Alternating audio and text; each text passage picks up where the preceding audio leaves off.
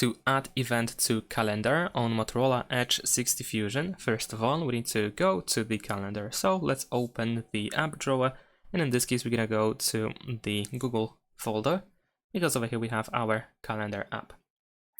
Now over here we can tap on this plus in the bottom right corner, and then we can choose event. Over here we can set up the title for our event. We can also switch to task or birthday if needed. We can set this event to last the whole day, or you can choose when it starts and when it ends. You can also choose the date over here as well. You can choose the time zone. You can choose whether the event should repeat every once in a while. You can also set to custom repetition.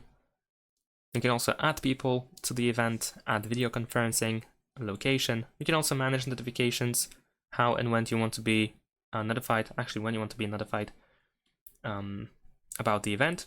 You can also tap on this X in order to remove notifications. We can set up a color, so let's say I'm going to choose this flamingo. We can add a description and also attach Google Drive files.